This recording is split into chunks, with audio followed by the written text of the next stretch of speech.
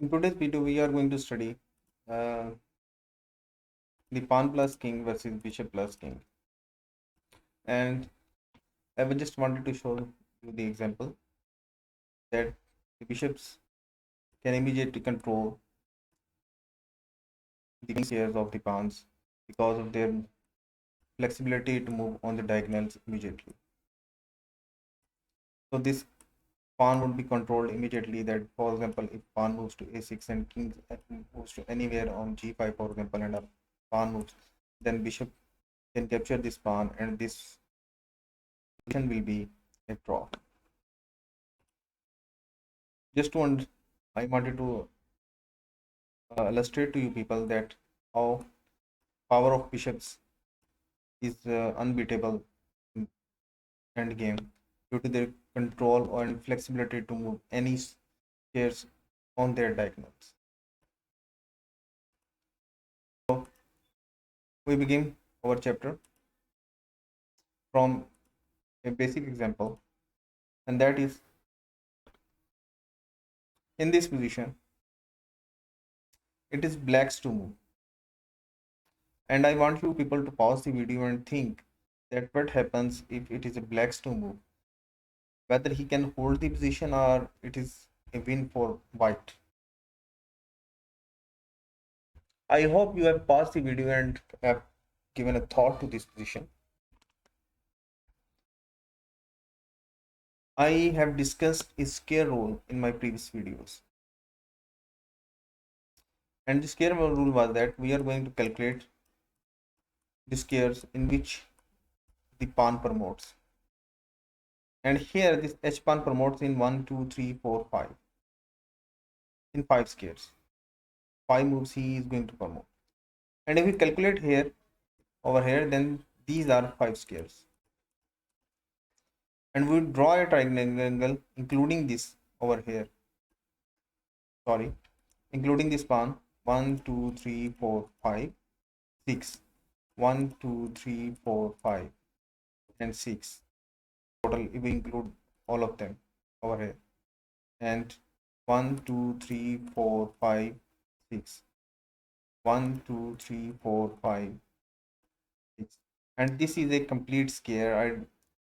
I have already discussed this scare rule in my previous video. Kindly look into my videos and you will understand that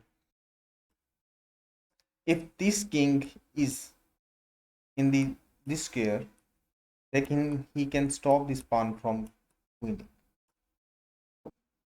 So to do that, the king immediately moves into the scare of this pawn.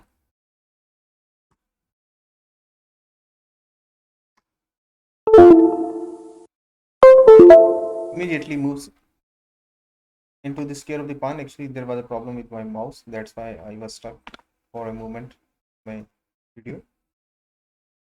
And now this king can stop this pawn.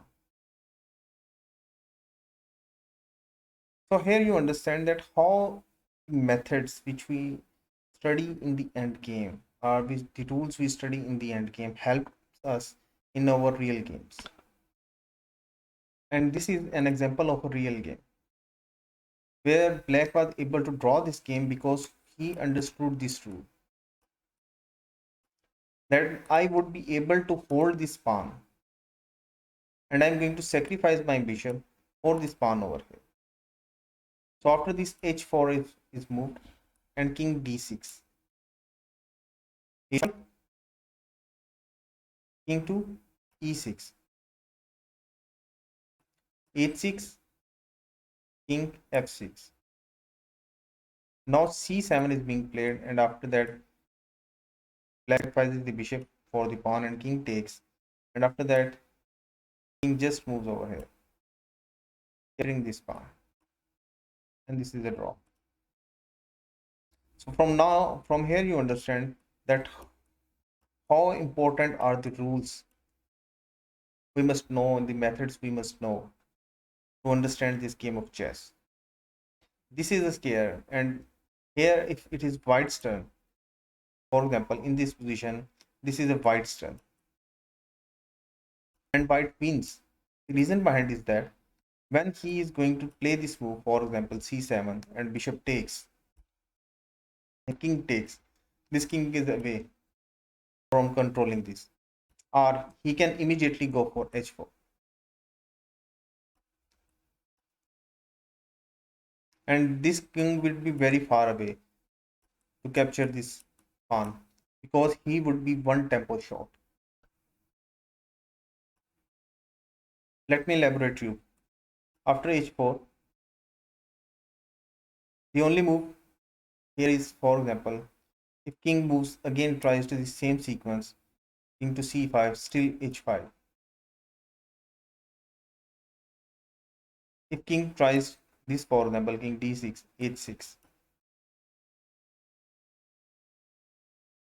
Black cannot hold the movement of this pawn or this movement of this pawn, and white wins here. If, for example, he moves the bishop from here, then this pawn moves. If he tries to bring his king near to this pawn, then h7, after king f7, this pawn wins, and game is over. And for example, from the start of the position, if white immediately tries this c7, then it is a draw. This hand is that after bishop into pawn and king into c7, now king c5. King is in this square and he's opposing. Now the second rule comes into mind, and that is the opposition. Now this black king has the opposition. White king has to move. For example, he tries to give the way to h4. King a d5 immediately. If white tries to counter him with the move king d7, king e5. If white tries to move h5, then king f6, and he is going to stop this pawn. Once again, we can see that if this c7 pawn is moved, then it is a mistake. Because after bishop into c7 and king into c7, this king c5 move immediately takes the opposition. If you give the move of h4, then he will come more closer to this pawn. If you move your king over here, then still black is going to do this, opposing your king. After this, and he is going to capture this pawn over. In this position, we understand two rules which have already we studied, that square rule, and second one, the opposition. If white plays wrongly, black gets the opposition and he wins the game. He's going to take this pawn.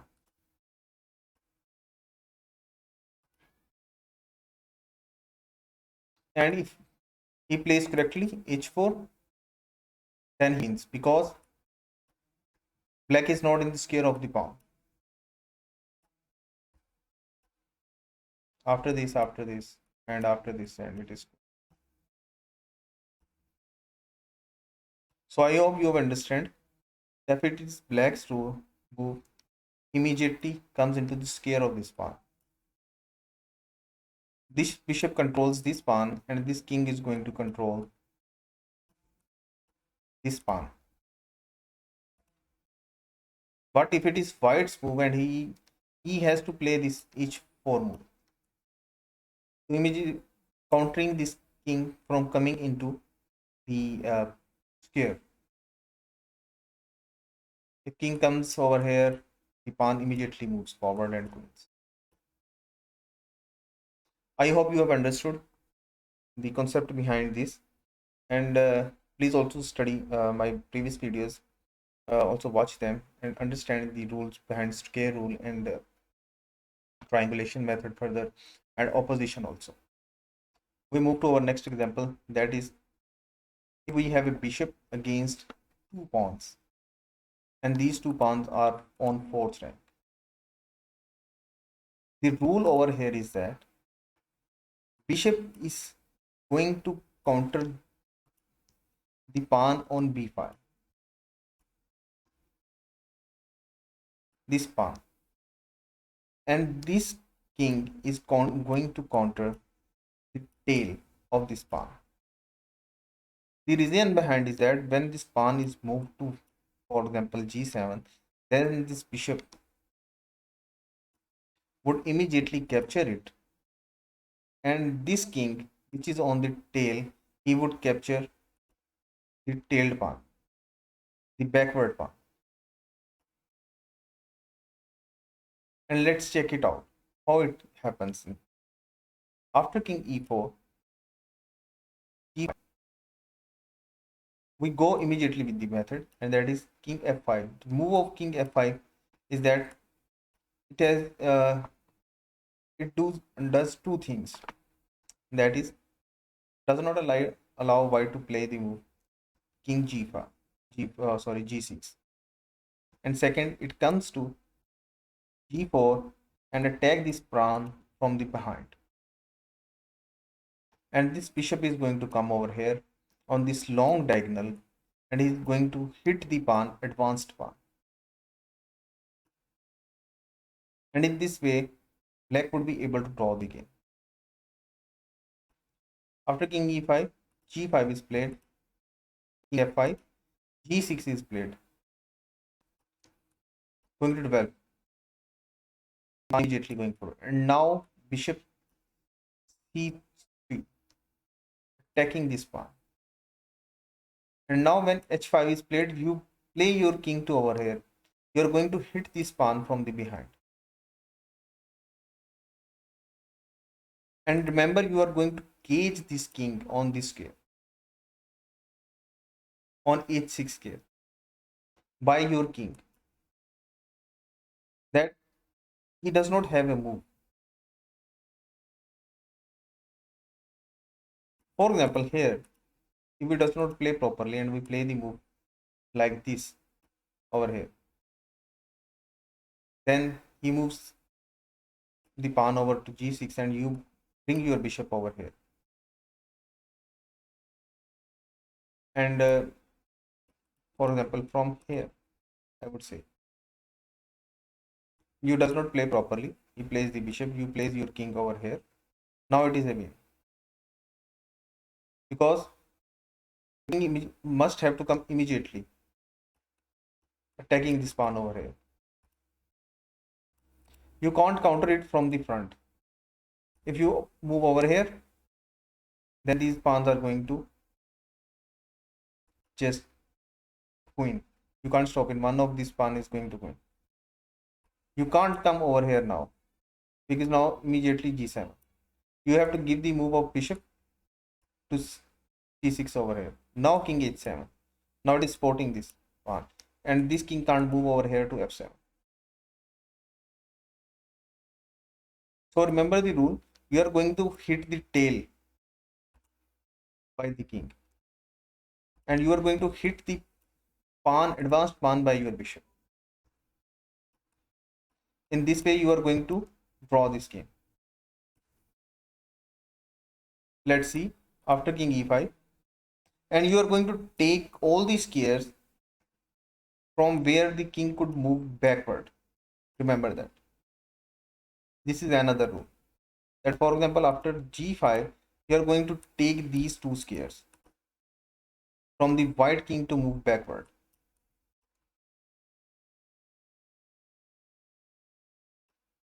Then you are attacking this pawn, this pawn on the tail. King f5, g6, bishop c3 controlling the pawn on g7, advance of pawn on g7, h5, now king g4. Now black tries to move king h7, then what happens? King into h5, immediately taking the pawn. So if it tries to move the pawn to g7, bishop is the pawn with check, king into bishop and king into pawn, and this is a draw. So remember, if the pawns are on this fourth rank, even are on fifth rank,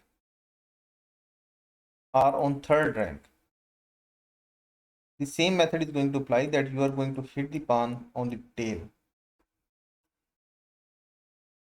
hit the pawns on the tail and control the advanced pawn with your bishop.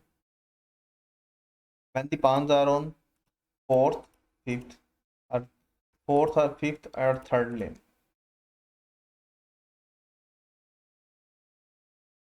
On the sixth rank, it is a win. Because reason behind is that the king is very far away.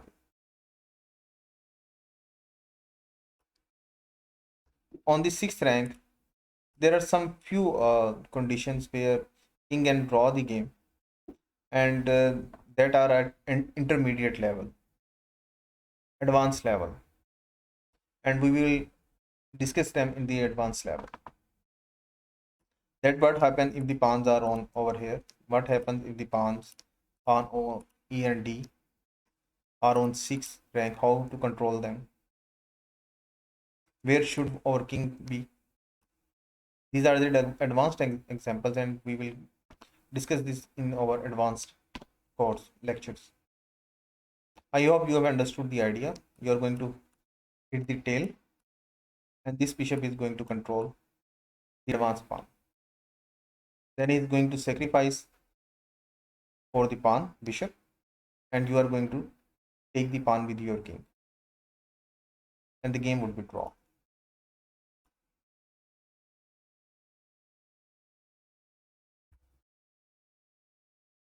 So now this is an example that if the opponent has three pawns, how to counter them? With the three pawns, the winning chances are highly increased for the side who has three pawns.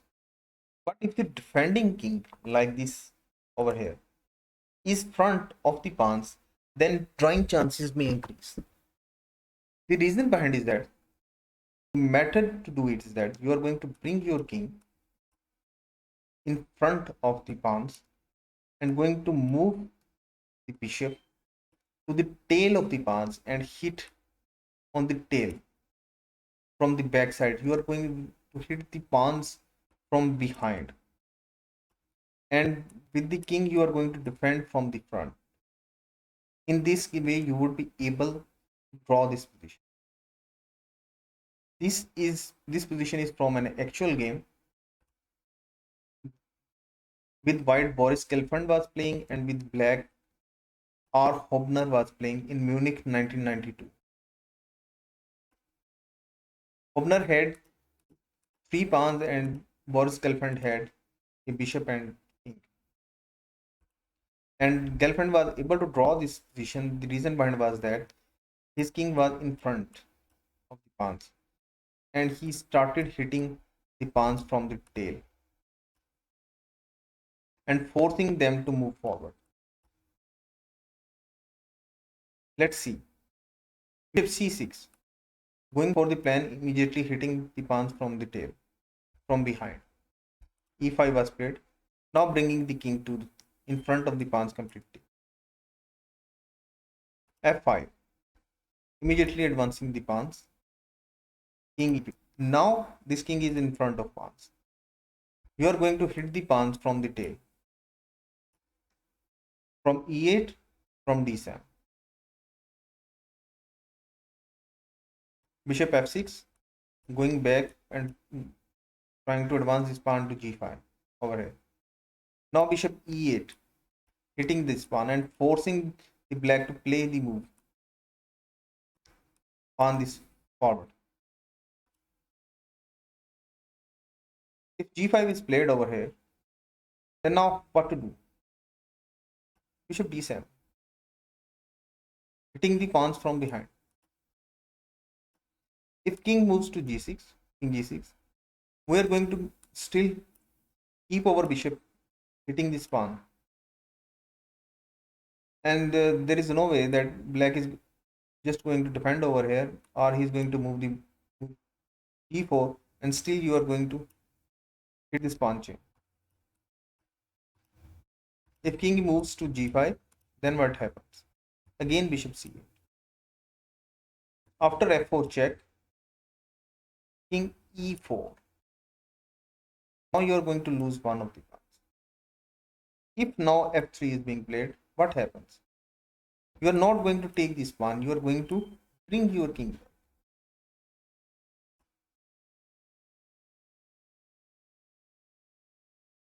So if king h5, then what?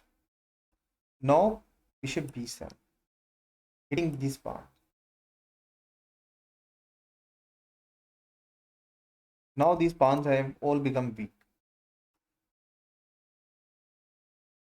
This pawn can't be advanced because this pawn is hit by the bishop. We go back to our position, for example bishop e8, and he played the move in the game king f6, but here he did not go for the move g5. Instead of it, he played the move e5 first. Now the king to f4 to give black the tempo of playing this move g5 with check. So you are going to control the advanced square of this king, and how to do it? By playing the move king d4. After that, d5 was played in the game. And now what? What to do? Pause the video and think how to carry on.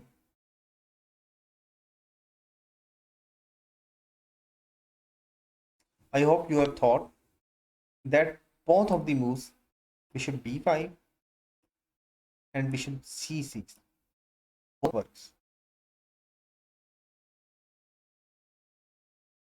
Bishop b5 was played in the game. After bishop b5, to bring the king to this board of pawns, he has to move the pawn g4 first. And now you are going to control this diagonal and going to bring this king. Sorry, you are going to bring this king over. And if king moves over here, king d5 over here, then what? King e3. Now this king can't move over here, then you are going to control this square. So he has to give up away one of the pawn and check and king into e4. Now if f3, but king back. So we continue with our game where g4 was played. After that, bishop f1 was played by Boris Gelfand. This is still a draw. Reason behind is that black is controlling these squares and in front of it. Opponent tried king g5, king e3, king h4. He has to give away one of the pawns. So king f4. Opponent decided to give away this pawn on f4. e3 was played. Desperately. He wanted to keep these pawns connected. So king into e3. Now king g3. Saying that I'm going to play this pawn f4 with check. What to do? Vacate this square for your king. Move your bishop away. Then hit the pawns from c6 from back. So bishop b5, f4 check, king e2, bringing the king over. Black counters with playing the move king g2, and now bishop c6 check. After f3 check, king e3, not going away from the pawns, because it would be a win for black. The reason behind is that now king g1. This pawn is coming with check. So king to e3. And if here black tries to play the move f2, which could not be played because of this pin over here. So first, what he could do, he just played the move king g3, and after that bishop d5, just keeping the bishop in this style. f2 was played, after that king e2, and this square is covered by the bishop. Black can't come over here, and if black tries to go over here, then this pawn is going to fall and the game is dead draw. So here they both agree to a draw. We go back to our main game over here. Remember that if you have a king in front of three connected pawns, then you have a chances of draw.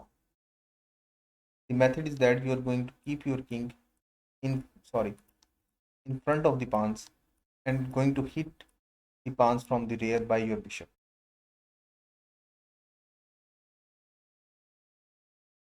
So once again, bishop c6, e5, king d3, bringing the king in front of the pawns, f5, king e3.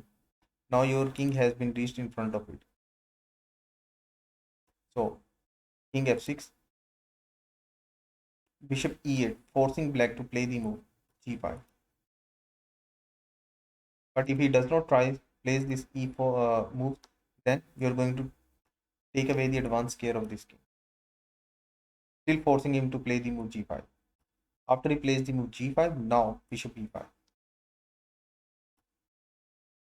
Or you can play the move bishop c6 also. This is also equal. Hitting this pawn. Now if g4, then king e3. The king is going to tuck away the king in f4.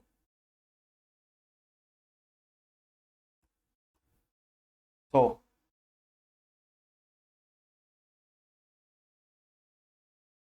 in the game, bishop b5 was played, which is also equal. After that g4, then bishop f1, keeping the bishop on the strike. Just giving a tempo move to black. Black goes for king g5 and king e3. King h4, now king f4. Now black has to give away one pawn.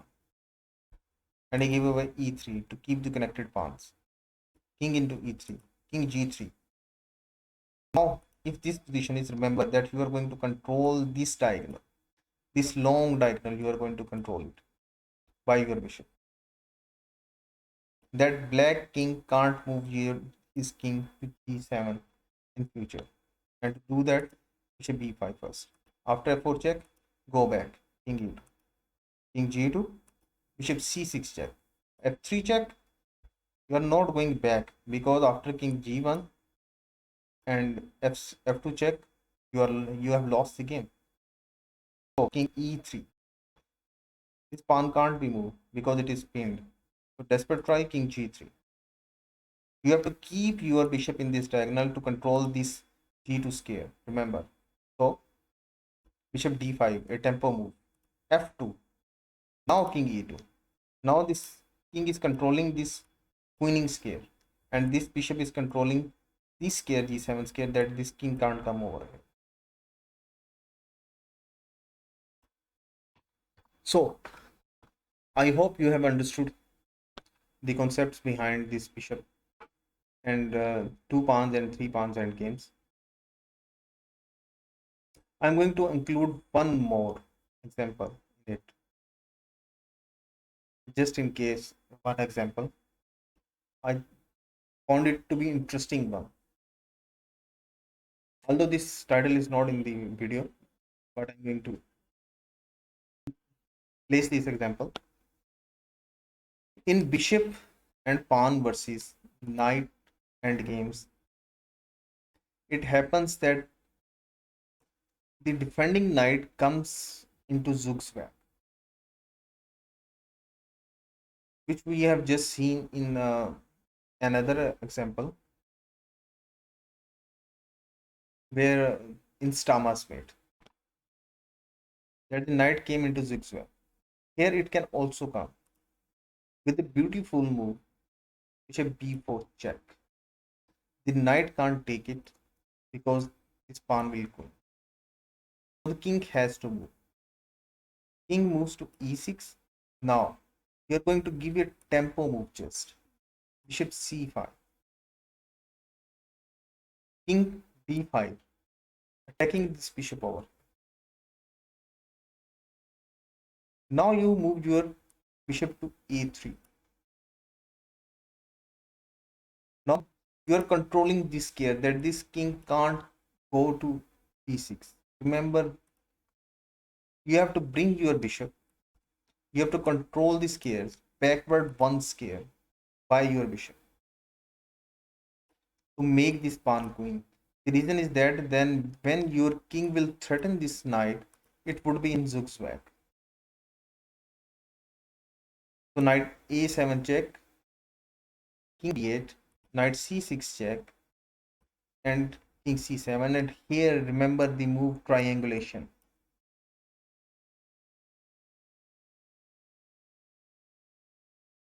And also the reason that you can't move this knight immediately to over here, immediately over here to c7 is that in this check your knight bishop will fall, but you will queen also. But black is not going to give the check over here. He is again going to bring his knight over here. So you would have to do again the triangulation. Once again we look at this. We are going to control the backward square of the king, of the pawn, sorry. Whether it's white or whether it's dark with your bishop. The backward square of the pawn. So to do that, bishop b4 check, knight can't take it, king e6, bishop c5, a tempo move. After king d5 attacking the bishop, then we are going to move the bishop a3. Now we are controlling the backward square. And when this king will move, this knight would be in zugzwang. It must have to be moved, and then we are going to queen. And after knight a7 check, king b8, knight c6 check, king c7, and this knight is in zigzag. He has to move, because if king moves anywhere, this knight falls. So knight to d4 and queen, and white wins. So you have understood the rule that if you have a bishop and the defending side has a knight, you can bring that knight in a zigzag position. The first thing you are going to control, that you are going to control the backward square, one square. For example, like over here, you are controlling this backward one square with your bishop. You have to control that this square would be opened for your king to threaten this knight over here. So king d5, bishop a3, after knight desperate check, knight a7, king b8, knight c6 check, king c7, and now this knight is in zugzwang. Knight e5 and d8 queen, and this is a win for white. I hope you have enjoyed this video and have learned a lot from it. So this was the end of the video. If you like it, kindly subscribe and hit the bell icon button. Thank you very much.